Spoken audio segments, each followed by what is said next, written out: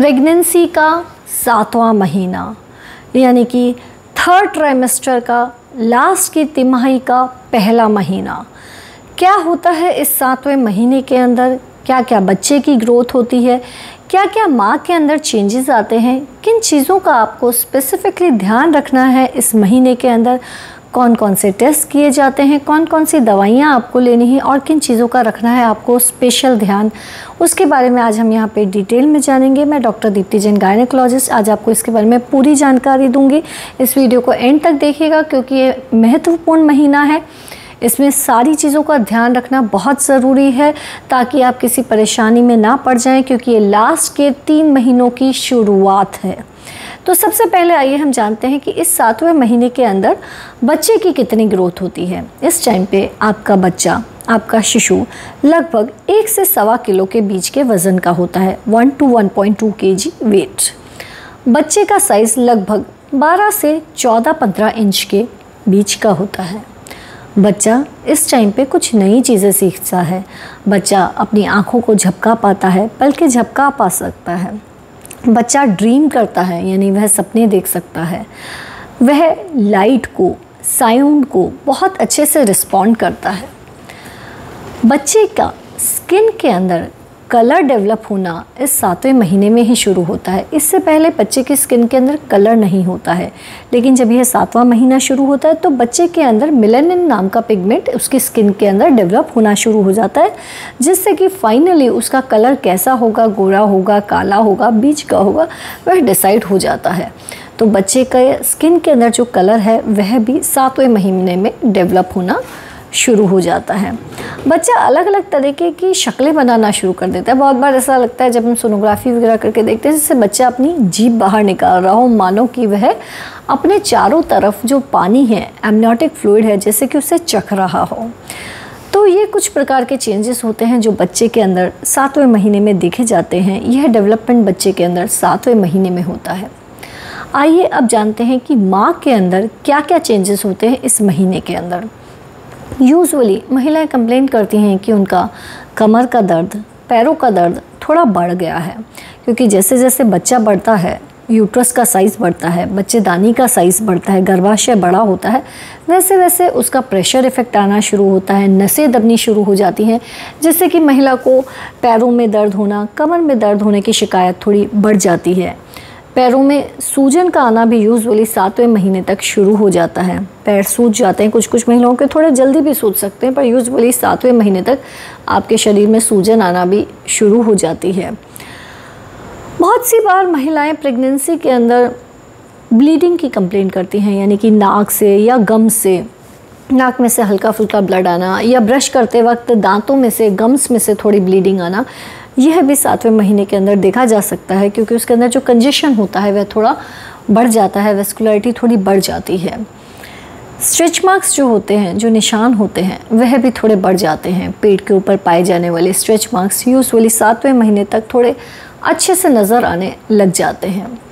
Skin थोड़ी dry होने लग जाती है। बहुत बार पेशेंट बोलते हैं कि जितना भी मॉइस्चराइज़र लगाते हैं या क्रीम लगाते हैं, पता नहीं कहाँ चला जाता है।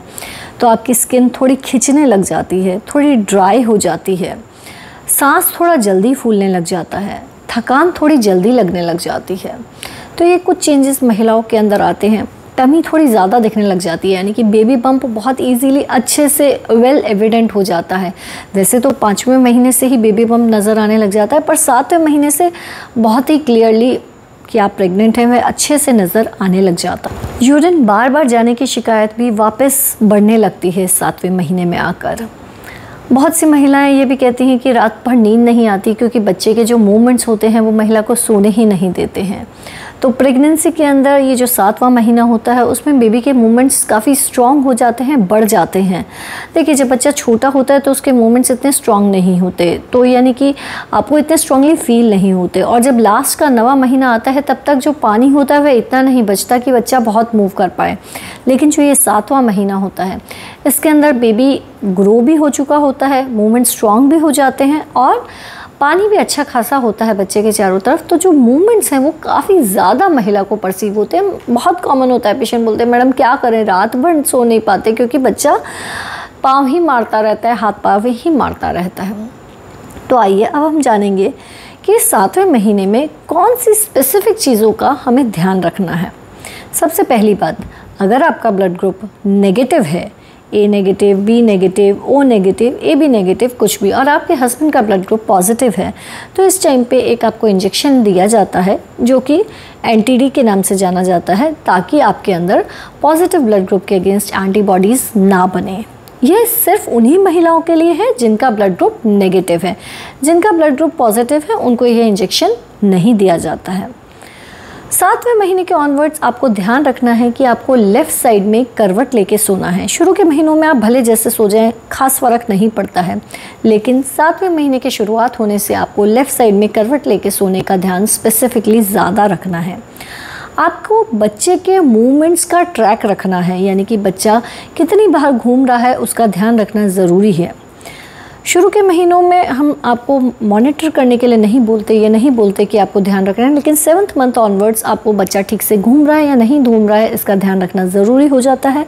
2 घंटे के अंदर मिनिमम 10 बार बच्चा घूमना ज़रूरी होता है। अगर उससे कम घूमे तो आपको अपने डॉक्टर से संपर्क करने की ज़रूरत है। 7वें महीने से नमक का इंटेक यानी कि सॉल्ट का इंटेक डाइट के अंदर थोड़ा कम कर दीजिए, क्योंकि बीपी बढ़ने की यानी कि ब्लड प्रेशर, प्रेगनेंसी के दौरान जो बीपी बढ़ने की समस्या है वह अगर आती है तो यूजुअली 6-7वें महीने के बाद से आती है। तो इस टाइम पे अपनी डाइट के अंदर थोड़ा सा नमक कम कर दीजिए। वैसे भी हम इंडियंस जितना हमें नमक खाने की ज़रूरत होती है हम उससे 2 से 3 गुना नमक ऑलरेडी खा रहे होते हैं, तो थोड़ा सा कम से कम इस 7वें महीने की शुरुआत पे अपना नमक कम कर दीजिए। डीप ब्रीदिंग एक्सरसाइज कीजिए।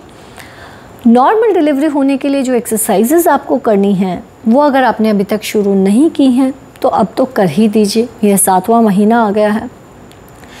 7वें महीने में डेफिनेटली हम बिल्कुल भी नहीं चाहते कि डिलीवरी हो, लेकिन फिर भी आपको डिलीवरी की तैयारियां कर लेनी चाहिए। यानी कि 7वें महीने के बाद में कभी भी दर्द शुरू होने का एक पॉसिबिलिटी तो रहती ही है। डेफिनेटली 7वें या 8वें महीने में होता है तो उसे हम प्रीटर्म डिलीवरी कहते हैं, लेकिन 7 महीने के बाद बच्चा एक लाइव बच्चा हम मानते हैं। वायबल प्रेगनेंसी होती है ये। उसके बाद अगर डिलीवरी होती है तो बच्चा यूजुअली सर्वाइव करता है। तो हम चाहते नहीं है डेफिनेटली कि लेबर पेन स्टार्ट हों, लेकिन अगर बाय चांस स्टार्ट हों तो बहुत सी जगहों पे आजकल तो वैसे हॉस्पिटल्स इम्प्रूव हो गए हैं, बहुत रिक्वायरमेंट नहीं होती, लेकिन कुछ जगह ऐसी होती हैं जहाँ पे कि ये सब फैसिलिटीज़ नहीं होती, तो वो डिलीवरी का एक बैग सा तैयार किया जाता है। तो 7वें महीने की शुरुआत होने के बाद आप ओवर एक्सर्शन करना यानी कि ज़रूरत से ज़्यादा काम करने को बंद कर दीजिए। स्ट्रेस बहुत ज़्यादा नहीं लीजिए। लिक्विड का इंटेक ज़्यादा की साइड में रखिए ताकि बच्चे के चारों तरफ जो पानी हो वह कम ना हो। तो हाइड्रेटेड रहने का, लिक्विड इंटेक ज़्यादा रखने का स्पेसिफिकली ध्यान रखिए।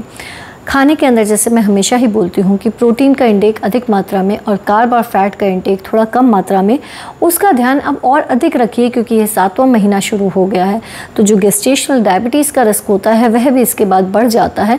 तो ऐसा ना हो उसके लिए खाने में कार्ब और फैट का इंटेक कम और प्रोटीन का इंटेक अधिक मात्रा में कीजिए। आगे झुकना अब बंद कर दीजिए। बार बार नीचे झुकना अवॉइड कीजिए। इन चीज़ों का ध्यान आपको स्पेसिफिकली 7वां महीना जब शुरू होता है तो रखने की ज़रूरत रहती है।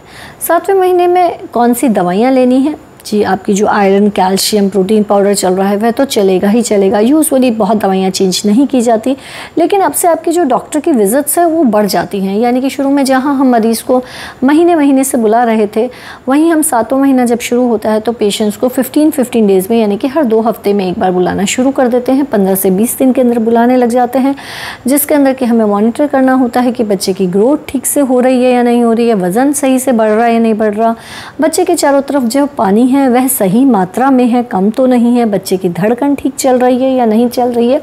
इन सभी चीज़ों की जांच की जाती है जब आपको हॉस्पिटल बुलाया जाता है। 7वें महीने के ऑनवर्ड्स टेस्ट के अंदर जांचें कौन सी कराई जाती हैं? अगर आपका अब तक ग्लूकोज टॉलरेंस टेस्ट नहीं हुआ है, जिसे हम GTT कहते हैं, जो कि गेस्टेशनल डायबिटीज़ देखने के लिए किया जाता है, तो वह किया जाता है। साथ में उसके हीमोग्लोबिन का टेस्टिंग, और अगर आपको पहले से थायराइड है तो थायराइड की टेस्टिंग भी रिपीट कराई जाती है। GTT, CBC और TSH, ये 3 टेस्ट अगर अब तक नहीं हुए हैं, 24 से 26 हफ्ते पे यूजुअली करा लेते हैं, लेकिन अगर उस टाइम पे नहीं हुए तो अब करा लिए जाते हैं। तो 7वें महीने में इन चीज़ों का स्पेसिफिकली ध्यान रखा जाता है। अगर आपको कहीं से भी प्रीटर्म लेबर पेंस होने का रिस्क है, यानी कि आपके डॉक्टर यूजुअली बता ही देते हैं कि अगर बच्चा ज़्यादा नीचे की साइड में रह रहा है तो आपको कुछ दवाइयाँ ऐसी दी जाती हैं जिससे कि जल्दी दर्द ना शुरू हो, आपको रेस्ट करने के लिए बोला जाता है, लंग मैच्योरिटी के लिए इंजेक्शन भी लगाया जाता है। अगर आप प्रीटर्म डिलीवरी से कैसे बच सकें इसके बारे में डिटेल में जानना चाहते हैं तो मेरा एक डेडिकेटेड वीडियो इसके ऊपर है, आप उसे देख सकते हैं। 7वें महीने में जिन चीज़ों का ध्यान रखना चाहिए वह मैंने आपको पूरा डिटेल में बता दिया है। एक और इम्पॉर्टेंट चीज़, बहुत बार 7वें महीने में जब हम सोनोग्राफी करते हैं तो बच्चा उल्टा होता है, यानी कि ब्रीच पोजीशन में होता है, यानी कि सिर नीचे नहीं होता, उसका बटक या फुट वाला जो एरिया होता है वह नीचे वाली साइड में होता है और जो सिर होता है वह ऊपर वाली साइड में होता है, जिससे कि हम ब्रीच कहते हैं, यानी कि बच्चा उल्टा है। तो घबराइए नहीं, अगर 7वां महीना है और बेबी ब्रीच है तो आप ऐसा मत सोचिए कि सिजेरियन पक्के से होने वाला है, क्योंकि अभी ये 7वां महीना ही है। 32 से 34 हफ्ते तक आराम से बच्चा घूमता है, तो हो सकता है ये वापस घूम के सिफालिक हो जाए। आप बच्चे को समझाइए कि वो हेड नीचे कर ले, ना कि चिंता कीजिए कि यह एक ब्रीच बेबी है। अगर आपको इसके अलावा और कोई भी कन्फ्यूजन हो तो आप कमेंट बॉक्स में लिख के पूछ सकती हैं। चैनल को सब्सक्राइब कीजिए। धन्यवाद।